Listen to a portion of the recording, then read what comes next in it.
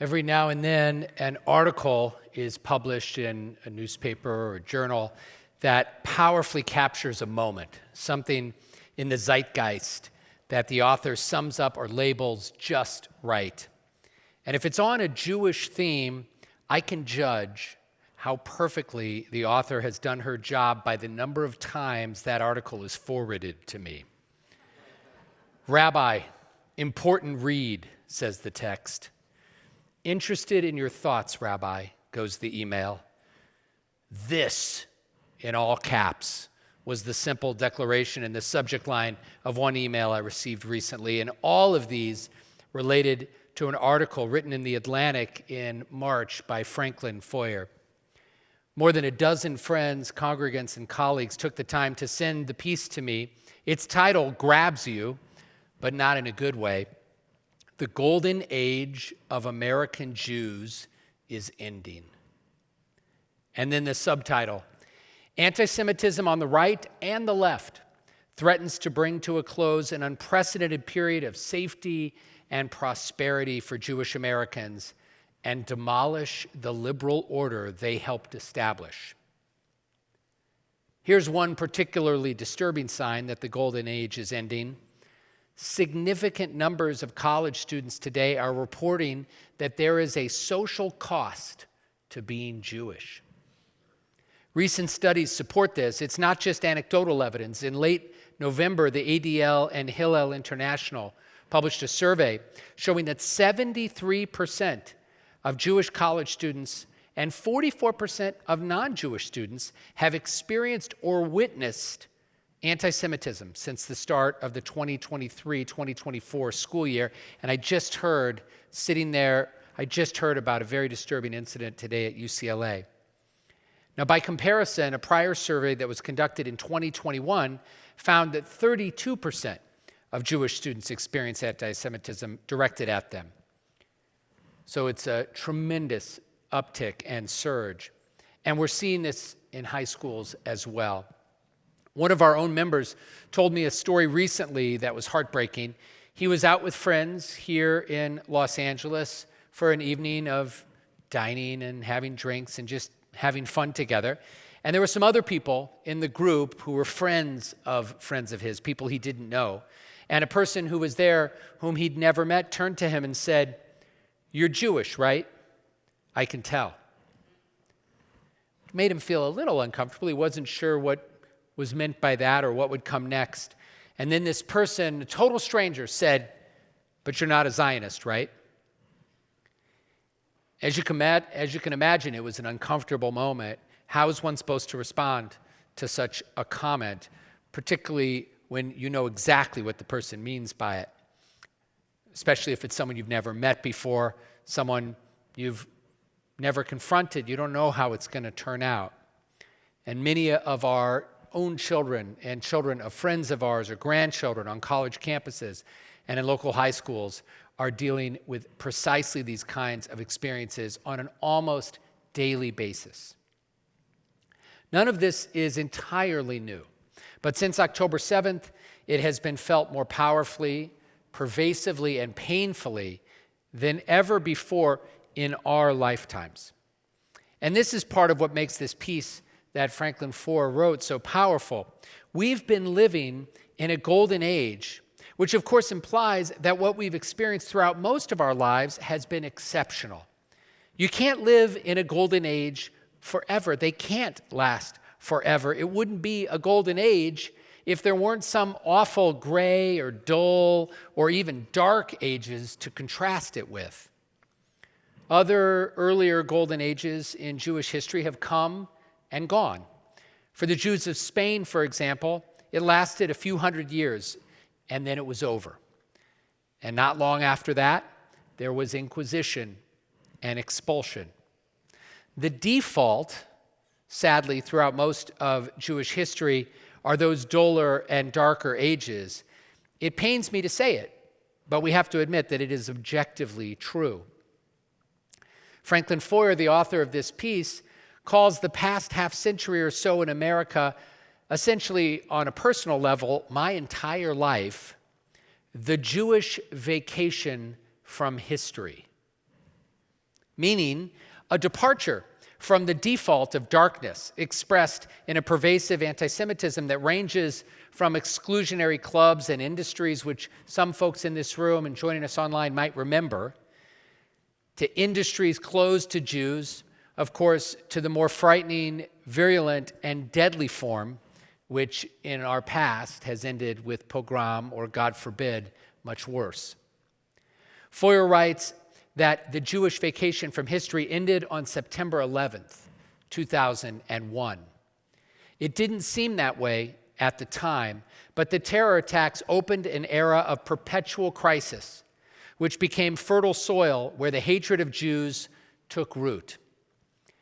Though Osama bin Laden claimed credit for the plot, that didn't stop some people from trying to shift the blame. One theory explained in exquisitely absurd detail how the Mossad, the Israel intelligence service, had toppled the Twin Towers.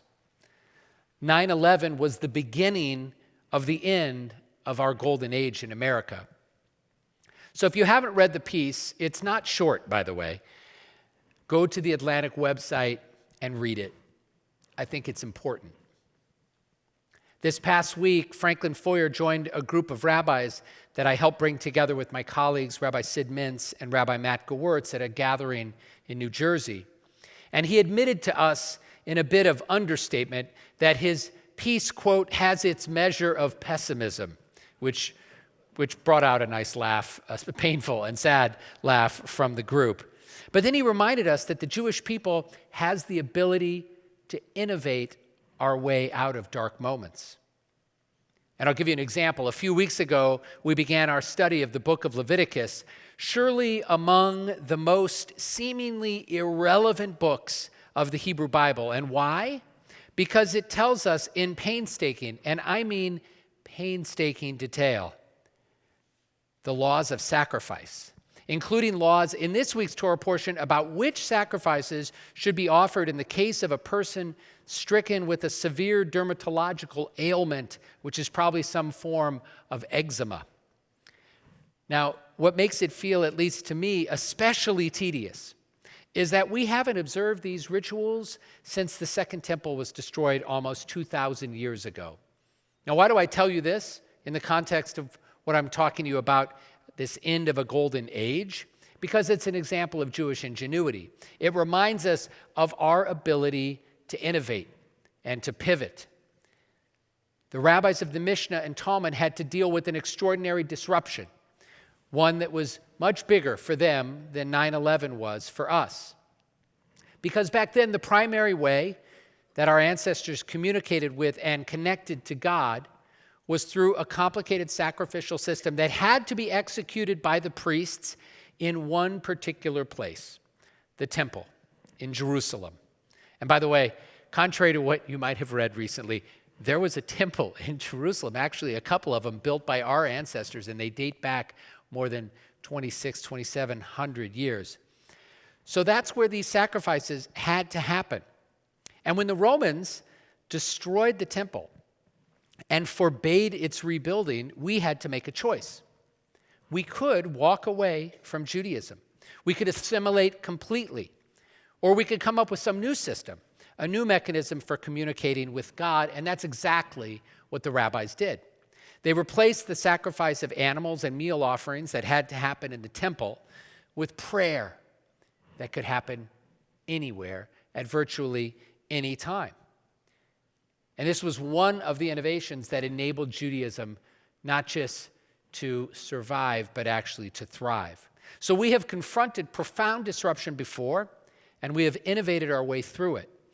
And I have absolute confidence that we will rise to the occasion and do just that in this moment of tremendous change. This is a trend from our past that helps me believe that we have the skills, the know-how, and the koach, the energy, to navigate this difficult time. But there's a trend that we're seeing right now that also gives me hope. We are seeing all over the Jewish world, and we're witnessing it here as well, a tremendous desire to connect, to engage, to lean in to our Jewish identity with pride and with determination. We're seeing it in enrollment in our schools. We're seeing it in the number of people who are joining us online and in person for worship services and other programming. We're seeing it on Hillel houses on college campuses across North America that are at capacity on Friday nights for Shabbat dinners. Recently, the BBYO International Convention this past February in Orlando included thousands of teens from 48 countries. But here's an interesting artifact. When they opened up the website to allow kids from all over the world to register, it filled up in under 10 minutes with a waiting list literally thousands of kids long. There is a deep hunger to connect. Here at Stephen Wise Temple, our Introduction to Judaism class is vibrant. And almost every week, someone is coming to us. Remember the moment we find ourselves in. Almost every week, someone is coming to us and saying, Cantor, Rabbi, I want to convert to Judaism. And we look at them and say, you do know what's happening in the world. And they say, yes, I want to be Jewish. It's extraordinary. Foyer reminded us in his article, too, not to catastrophize the moment. Just because we are entering a non-golden age, that's happening. But just because we are entering a non-golden age doesn't mean that all is lost. As he put it, the spectrum of non-golden age Judaism is wide. When I went to college, if I haven't mentioned it recently, I went to school in New Jersey, not Rutgers. It was established in 1746. Aaron Burr, I'm not going to say the name. Okay, that would be, come on. Aaron Burr went there. Woodrow Wilson went there. F. Scott Fitzgerald. Brooke Shields, that's right. They finally got wise after all those men, and they started allowing women to attend in the 1970s. Anyway, I went to this school, and when I went there, it was 25% Jewish. And that is astonishing. That is a crazy number. Jews make up less than 2% of the American population, and this school was a quarter Jewish, and faculty was maybe even higher. Now, the Jewish percentage at schools like that and other schools around the country, particularly elite schools, has decreased significantly in the last 20 years. But the percentage of Jews at my alma mater today is around 10%, which is still an astonishingly high number, given the number of Jews there are in America. And this is true at schools all across the country. There aren't as many Jews at elite institutions as there once were, but we still, for now, at least, are overrepresented. So there's a continuum of what non-Golden Age Judaism might look like. And we mustn't forget that as vulnerable as we're feeling right now, we still have real power and influence in this world. In America and Canada and other places where there are sizable Jewish minorities, we have soft power, influential power. Jews in Congress and in other parts of the government, Jews in industry, Jews in positions of civic leadership who can try to put pressure on elected officials to do the right thing, put pressure on universities to do the right thing. And then in Israel, we have hard power, we have sovereignty, and we have an army, and all of the challenges and all of the blessings that come with such a privilege.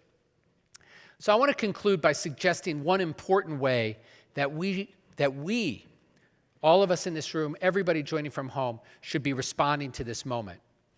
First, now is a time for achdut. The word achdut comes from the Hebrew word echad. It means unity, a sense of oneness. It's time to cling more tightly to one another than ever before. It's time to commit ourselves to managing disagreements. And we're going to have disagreements. We're human beings and we're Jews. But we have to manage those disagreements with civility and with empathy and with love. And it's a time to give each other the benefit of the doubt, to listen with compassion. This is unity. And connected to that is another mitzvah, the mitzvah of keruv. And that means bringing people into community, bringing people closer to institutions like this, to communities like this, and to our own Jewish lives. By offering the meaning and purpose that we find in our Judaism, those of us who are here and those of us joining online, the meaning that we find in our Judaism, keruv means trying to give that to others.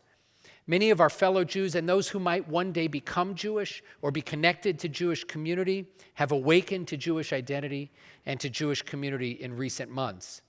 And in this room this evening, and joining us online, perhaps there are those who haven't been in a while or haven't been ever. And so I just want to invite anybody who's here, if I haven't seen you in a while or if you've never been here, please come say hello after services.